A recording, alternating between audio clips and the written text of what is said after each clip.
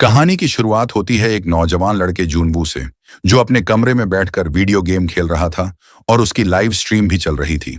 सब कुछ नॉर्मल लग रहा था, लेकिन तभी कुछ अजीब घटने लगा।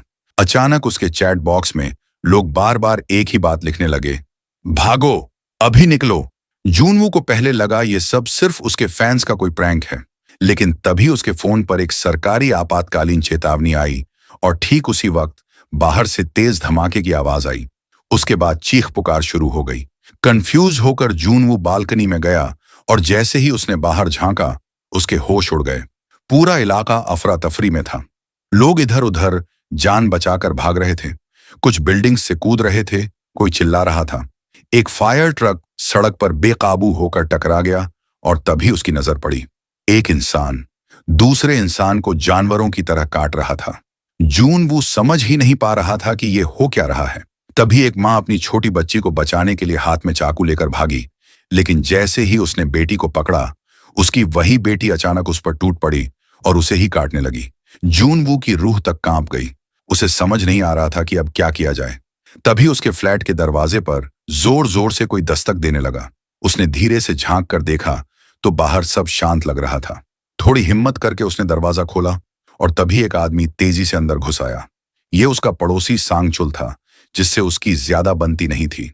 जूनवू घबरा गया और उसे जाने को कहा, लेकिन सांगचुल ने विनती करते हुए कहा कि उसे सिर्फ बाथरूम यूज करना है, बस 1 मिनट। जूनवू ने झिझकते हुए हां कर दी और टीवी ऑन किया। तभी उसे सच्चाई का पता चला। एक अजीब और खतरनाक वायरस पूरे शहर में फैल चुका है। यह वायरस इंसानों को खतरनाक झोंबी जैसा बना देता है और अगर कोई किसी को काट ले तो वह भी वैसा ही बन जाता है। इतना सुनते ही जूनवू की नजर सांगचुल के खून से सने कपड़ों पर पड़ी। उसका शक गहराने लगा। वह तुरंत एक चाकू उठा लाया और चिल्लाया, बाहर निकलो। सांगचुल बार बार कह रहा था कि वह ठीक है, लेकिन अचानक उसकी आंखें लाल हो गईं और उसका चेहरा बदलने लगा। वह झोंबी में बदल रहा था। गुस्से और डर में जूनवू ने पूरी ताकत लगाकर उसे बाहर धक्का दे दिया और फौरन दरवाजा बंद कर लिया। लेकिन अभी वह चैन की सांस भी नहीं ले पाया था कि एक और नई मुसीबत आ गई। उसके शोर की वजह से आसपास के झोंबी सतर्क हो गए थे और बाहर खड़ा सांगचुल, जो अब पूरी तरह से झोंबी बन चुका था, उसे एक और झोंबी ने आकर बेरहमी से मार डाला। जूनवू की हालत अब पूरी तरह बिगड़ने लगी थी। आंखों के सामने जो कुछ उसने देखा वो किसी डरावने सपने से कम नहीं था। दहशत में आकर उसने सबसे पहले अपना फ्रिज खींचकर दरवाजे के सामने अड्डा दिया, ताकि बाहर से कोई झोंबी अंदर ना घुस पाए। इसके बाद उसने घबराकर अपने मम्मी पापा को कॉल करने की कोशिश की, सिर्फ ये जानने के लिए कि क्या वो अभी भी ठीक हैं, लेकिन किसी भी नंबर पर जवाब नहीं मिला। दिल की धड़कनें तेज हो रही थीं, लेकिन कुछ देर बाद उसकी मां का एक छोटा सा मैसेज आया, हम अभी सेफ हैं, तुम घर से बाहर मत निकलना और रेस्क्यू का इंतजार करना। ये पढ़कर जूनवू को थोड़ी राहत तो मिली, लेकिन डर अब भी कायम था। रात होने पर उसने अपने पास रखे खाने के सामान को चेक किया। बहुत कम सामान बचा था। पहले उसने उसे 7 हिस्सों में बांटा ताकि कुछ दिन तो निकाल सके, लेकिन फिर दोबारा सोचा, क्या पता रेस्क्यू टीम आने में ज्यादा वक्त लग जाए, तो उसने उसी खाने को 9 छोटे छोटे हिस्सों में बांट दिया। अब उसके पास सिर्फ उम्मीद थी और थोड़ा सा खाना। अगली सुबह उसने इंटरनेट ऑन किया, शायद दुनिया के हालात समझ सके। वहां उसे कुछ ऐसे लोगों की वीडियो मिली जो मदद के लिए बुरी तरह चिल्ला रहे थे, गिड़गिड़ा रहे थे। वो अकेले नहीं था, लेकिन ये देखना और भी ज्यादा डरावना था। इससे प्रेरित होकर जूनवू ने भी अपने मोबाइल से एक वीडियो रिकॉर्ड की, एक विनती, एक पुकार, ताकि शायद कोई उसकी आवाज सुन ले। लेकिन जैसे जैसे समय बीतता गया, उसकी उम्मीदें भी टूटने लगीं। कुछ लोग तो लाइव स्ट्रीम करके अपनी मौत को दस्तक देते दिखे। वो समझ गया था कि अगर कोई मदद करने वाला होता तो अब तक शायद आ चुका होता, लेकिन अभी तक कोई नहीं आया। तभी उसकी नजर अपने कमरे में रखे एक छोटे से ड्रोन पर पड़ी। उसके दिमाग में एक आइडिया चमका। उसने फौरन अपना मोबाइल फोन ड्रोन से जोड़ दिया और उसे अपार्टमेंट से बाहर भेजा, ये जानने के लिए कि आसपास क्या चल रहा है। ड्रोन के कैमरे से मिली तस्वीरें बेहद डरावनी थीं। पूरी बिल्डिंग और कॉलोनी एक भयानक युद्ध का मैदान बन चुकी थी।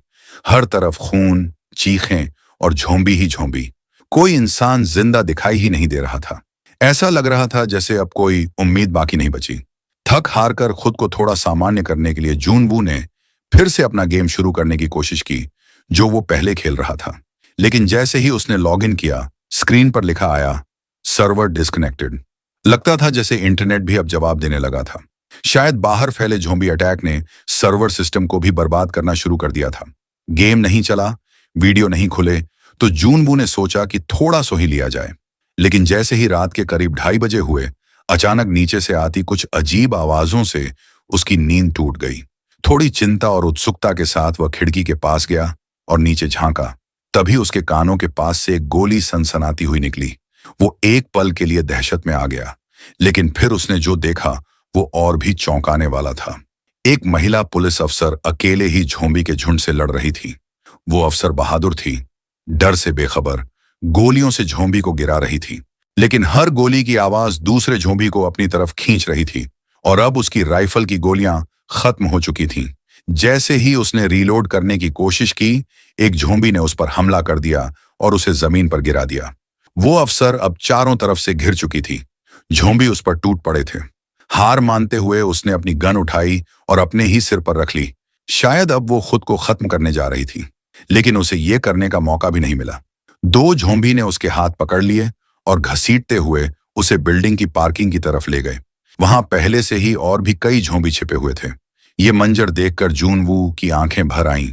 वो ये सब चुपचाप नहीं देख सकता था। उसने अपनी पूरी ताकत से चिल्लाना शुरू किया, सिर्फ इसलिए कि ज़ॉम्बी उस औरत से ध्यान हटाकर उसकी तरफ आ जाएं। लेकिन तब तक बहुत देर हो चुकी थी। ना वो महिला बच सकी और ना ही उसकी कोशिश काम आई। लेकिन अब एक नई मुसीबत जूनवू के दरवाजे तक आ चुकी थी।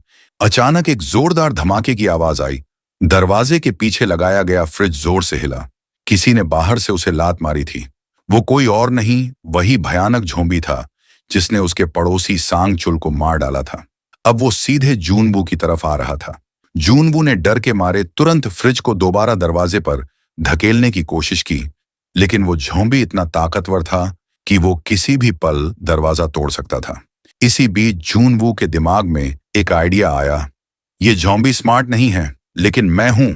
जैसे ही ज़ॉम्बी ने दरवाजा तोड़ना शुरू किया, जूनवू दौड़कर बालकनी पर गया और बिना कुछ सोचे वह रेलिंग से नीचे की तरफ लटक गया।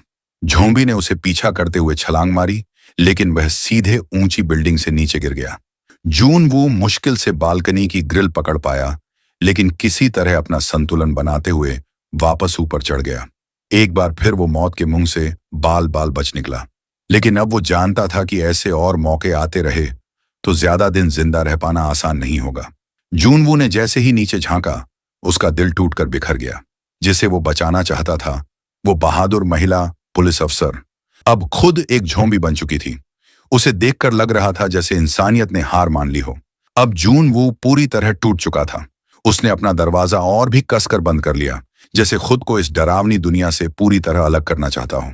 उसने बाहर की दुनिया से उम्मीदें छोड़ दी। अब उसकी जिंदगी बस 4 दीवारों के अंदर ही रह गई थी। उसने अपने पापा की पुरानी शराब की बोतलें निकाल ली और धीरे धीरे पीने लगा।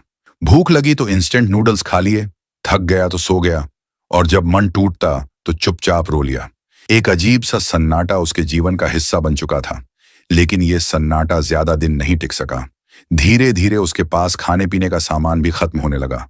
अब हालात बद से बदतर हो चुके थे। उसे लगने लगा कि अब उसका अंत निकट है। लेकिन तभी किस्मत ने एक आखिरी बार दस्तक दी। उसके मोबाइल पर उसकी मां का एक वॉइस मैसेज आया। उम्मीद की हल्की सी किरण दिखी, लेकिन सिग्नल बहुत कमजोर था। मैसेज प्ले ही नहीं हो रहा था। जूनवू ने एक बड़ा रिस्क लिया। वह अपने अपार्टमेंट की खिड़की से बाहर चढ़ गया ताकि मोबाइल में बेहतर नेटवर्क आ सके।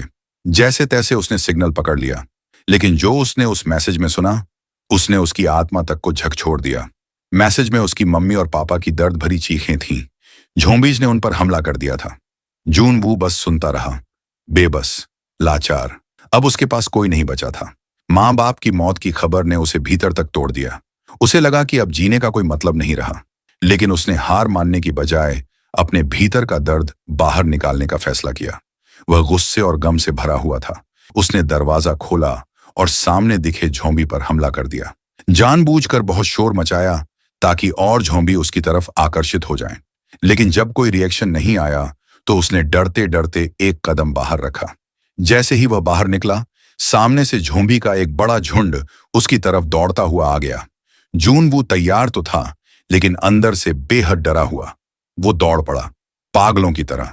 हर तरफ सिर्फ मौत का साया था। उसने फौरन लिफ्ट का बटन दबाया, लेकिन तभी एक और बड़ा झोंबी झुंड उस पर टूट पड़ा। किसी तरह वह पास में पड़े एक कचरे के डिब्बे के पीछे छिप गया। सांस रोककर बैठा रहा। झोंबीज पास से गुजर गए और शायद उसे नहीं देख पाए। मौका मिलते ही वह तुरंत अपने अपार्टमेंट की ओर भागा, लेकिन तभी उसे पीछे से किसी के कदमों की आहट सुनाई दी। शुक्र की बात यह थी कि पीछा कर रहा झोंबी अंधा था। वह जून वू को देख नहीं पाया। जून वू ने बिना देर किए अपने फ्लैट का दरवाजा खोला और खुद को अंदर बंद कर लिया। लेकिन उसके द्वारा की गई हल्की आवाज भी अब झोंबीज को आकर्षित करने लगी थी। चौंकाने वाली बात यह थी कि कुछ झोंबी अब भी इंसान होने की कुछ हल्की यादें अपने भीतर रखे हुए थे। वो दरवाजा खोलने की कोशिश करने लगे, जैसे उन्हें आदत हो किसी नॉब को पकड़ने की। मगर कुछ देर कोशिश करने के बाद वो थक गए और वहां से चले गए। उस रात जूनवू ने मान लिया था कि अब उसका सफर यहीं खत्म हो गया है।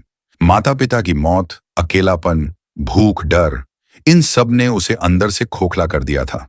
उसने खुद से हार मान ली थी और जब अंदर की सारी उम्मीद बुझ चुकी थी, तब उसने अपने मोबाइल कैमरे के सामने एक आखिरी वीडियो रिकॉर्ड किया। एक अलविदा दुनिया को और खुद को। लेकिन जैसे ही उसने खुद को खत्म करने की कोशिश की, उसी पल उसकी खिड़की के पार एक चमकती हुई लाल रोशनी नजर आई। वो रोशनी सामने की इमारत से आ रही थी। जून वो अचानक रुक गया। उसकी आंखें उस रोशनी पर टिक गईं और तभी उसे वहां एक लड़की दिखाई दी, जवान, होशियार और जिंदा। उसने लाल टॉर्च से इशारा किया और जूनवू की तरफ देखा और मुंह से सिर्फ एक शब्द निकाला, इडियट। लेकिन यह गाली जूनवू को किसी तोहफे से कम नहीं लगी। इतनी तबाही में किसी जिंदा इंसान का मिलना उसे जिंदगी की तरफ फिर से खींच लाया। उसने भी मुस्कुराकर हाथ हिलाया। थोड़ी देर बाद लड़की ने हाथ के इशारे से बताया कि सुबह 7 बजे वो उससे बात करेगी। दोनों फिर अपने अपने कमरे में लौट गए। उस लड़की का नाम था किम यूबिन। वो भी उसी तरह जिंदा थी जैसे जूनवू, लेकिन उसमें एक बात खास थी। वो इस सर्वाइवल सिचुएशन में काफी समझदार और सख्त थी। किम ने अपने अपार्टमेंट को अच्छी तरह से सुरक्षित किया हुआ था। अंदर खाने का सामान सहेज कर रखा था। हर चीज को सीमित मात्रा में इस्तेमाल करती थी। उसने अपने कमरे में कई तरह के ट्रैप्स भी लगा रखे थे, ताकि कोई झोंबी अंदर घुस भी आए तो जिंदा न बच सके। अगली सुबह जब दोनों ने इशारों में एक दूसरे को नाम बताया, तो जून वो बेहद खुश था। लेकिन उस वक्त वो बहुत भूखा भी था। पेट दर्द कर रहा था। किम ने उसकी हालत देखकर तय किया कि उसे कुछ खाना भेजना चाहिए। उसने एक प्लान बनाया। उसने एक बेसबॉल में रस्सी बांधी और उसे सामने की बिल्डिंग में फेंकने की कोशिश की, ताकि दोनों अपार्टमेंट को एक तरह से जोड़ा जा सके। लेकिन दूरी का अंदाजा थोड़ा गलत हो गया। सौभाग्य से जूनवू ने समझ लिया कि किम क्या करना चाहती है। उसने तुरंत अपना ड्रोन निकाला, रस्सी उसमें बांधी और उसे उड़ाकर सीधे किम के पास भेज दिया। यह आइडिया काम कर गया। थोड़ी ही देर में किम ने फूड पैकेट रस्सी से बांधकर उसकी तरफ भेज दिया। जूनवू के चेहरे पर पहली बार मुस्कान आई। उसने कई दिनों बाद ढंग का खाना खाया, लेकिन यह राहत ज्यादा देर तक नहीं चली। अचानक एक फायरमैन, जो अब झोंबी बन चुका था, उसकी नजर रस्सी और बेसबॉल पर पड़ गई। वह धीरे धीरे उस दिशा में बढ़ने लगा। जूनवू ने तुरंत किम को चेतावनी दी। किम ने रस्सी खोलने की कोशिश की, लेकिन तभी झोंबी ने जोर से रस्सी खींची और उसका असर यह हुआ कि किम के ऊपर एक भारी टेबल गिर पड़ी और वह बेहोश हो गई। अब हालात और भी बिगड़ चुके थे। वो झोंबी किसी आम झोंबी जैसा नहीं था। उसमें इंसानों जैसा सोचने की शक्ति बची थी। वो सीधे बिल्डिंग की दीवार पर चढ़ने लगा और किम के कमरे की तरफ बढ़ रहा था। जूनवू ने पास से एक बोतल उठाई और उसे झोंबी की तरफ फेंकी, ताकि उसका ध्यान भटके, लेकिन उसका कोई असर नहीं हुआ। वो रुकने वाला नहीं था। अब आखिरी कोशिश के तौर पर जूनवू ने फिर से अपना ड्रोन उड़ाया। इस बार वो झोंबी के चेहरे के पास जाकर उसे परेशान करने लगा। ये चाल थोड़ी देर के लिए काम कर गई, लेकिन झोंबी ने गुस्से में आकर ड्रोन पर एक जोरदार वार किया और वो नीचे गिर गया। जैसे ही झोंबी किम के कमरे में घुसने ही वाला था, सौभाग्य से किम को होश आ गया। वो फुर्ती से खड़ी हुई और खुद को बचाया। उसी शाम तेज बारिश होने लगी। दोनों ने इस मौके का फायदा उठाया। उन्होंने बर्तन और कटोरे बाहर रख दिए, ताकि पानी इकट्ठा कर सकें। इतने दिनों बाद उन्हें पानी की भी उम्मीद नजर आई। फिर किम ने दूरबीन निकाली और एक दिलचस्प चीज देखी। पास की एक बिल्डिंग के 8वें फ्लोर पर कोई झोंबी नहीं था। शायद वहां कुछ खास था, या शायद कोई मौका। समय अब तेजी से आगे बढ़ रहा था, लेकिन उनके पास जो थोड़ा बहुत खाना बचा था वो अब लगभग खत्म हो चुका था। हालात ऐसे हो चुके थे कि अगर उन्हें जिंदा रहना है तो अब अपार्टमेंट से बाहर निकलकर कुछ खाने का इंतजाम करना ही होगा। डर अपनी जगह था, लेकिन भूख अब जानलेवा बन चुकी थी। उस रात जूनवू ने तय किया कि वो खुद जाकर कुछ खाने का सामान ढूंढेगा। उसने अपने पैरों पर तौलिया लपेट लिया ताकि चलते वक्त कोई आवाज न हो। फिर हाथ में बेसबॉल बैट लिया और धीरे से दरवाजे को खोला। बाहर गलियारे में सब कुछ शांत था और डरावना भी। चलते चलते उसकी नजर एक लाश पर पड़ी। वो उसके ही किसी पड़ोसी की थी। लाश के पास कुछ चाबियां पड़ी थीं। जूनवू ने वो चाबियां उठाई और पास वाले एक फ्लैट का दरवाजा खोल लिया। जैसे ही वो अंदर गया, वहां एक आदमी फर्श पर पड़ा था। उसने सावधानी से एक जूता उठाकर उस पर फेंका। कोई हरकत नहीं हुई। लग रहा था कि वह मर चुका है। थोड़ी राहत महसूस करते हुए जूनवू ने पूरे घर की तलाशी लेनी शुरू कर दी। फ्रिज खोलते ही सड़ी हुई चीजों की बदबू ने उसे उल्टी करवा दी। लेकिन शुक्र है, कुछ डिब्बा बंद खाना और ड्रिंक्स अब भी सही सलामत थे। उसने उन्हें पैक किया और वापसी की तैयारी की। जाते वक्त उसे और भी खाने के पैकेट और 2 वॉकी टॉकी भी मिल गए। लेकिन बस यहीं पर उससे एक चूक हो गई। जिज्ञासावश उसने वहां पड़ी लाश को गौर से देखने की कोशिश की और तभी पीछे से एक झोंबी ने उस पर झपट्टा मारा। जूनवू ने फुर्ती से उस पड़ी हुई लाश को अपनी ढाल बना लिया और झोंबी का वार रोक लिया। फिर बिना पीछे देखे वह दौड़ पड़ा, भागता हुआ अपने फ्लैट की ओर और जाकर जोर से दरवाजा बंद कर लिया। दिल बुरी तरह धड़क रहा था, लेकिन जान बच गई थी। उस रात जूनवू ने कई दिनों बाद भरपेट और चैन से खाना खाया। फिर उसने एक बॉक्स में आधा खाना और एक वॉकी टॉकी रखा और उसे रस्सी के जरिए किम की बिल्डिंग तक पहुंचा दिया। अगली सुबह वॉकी टॉकी पर किम की मीठी सी आवाज सुनाई दी। शुक्रिया कहा। जूनवू के लिए ये एक इमोशनल पल था। इतने दिनों बाद किसी इंसानी आवाज को सुनना जैसे फिर से उम्मीद लौट आई हो। अब दोनों हर दिन वॉकी टॉकी पर बातें करने लगे। उनकी ये दोस्ती इस बर्बाद हो चुकी दुनिया में एक नई रोशनी बन गई थी। बातों बातों में वो हंसते भी थे और डरते भी, लेकिन एक दूसरे का साथ ही उन्हें मजबूत बनाए हुए था।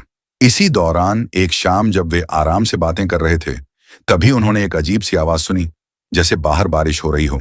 जूनवू खिड़की की ओर दौड़ा, पानी इकट्ठा करने की उम्मीद में। लेकिन जैसे ही उसने खिड़की खोली, उसके चेहरे का रंग उड़ गया। वो कोई बारिश नहीं थी, वो तो झोंबीज के दौड़ते कदमों की गूंज थी। पता नहीं क्यों, लेकिन इस बार सारे झोंबी एक साथ पागल हो चुके थे और इमारतों की तरफ दौड़ रहे थे। जूनवू और किम दोनों तुरंत जमीन पर लेट गए। अब एक हल्की सी भी आवाज उनकी मौत बन सकती थी।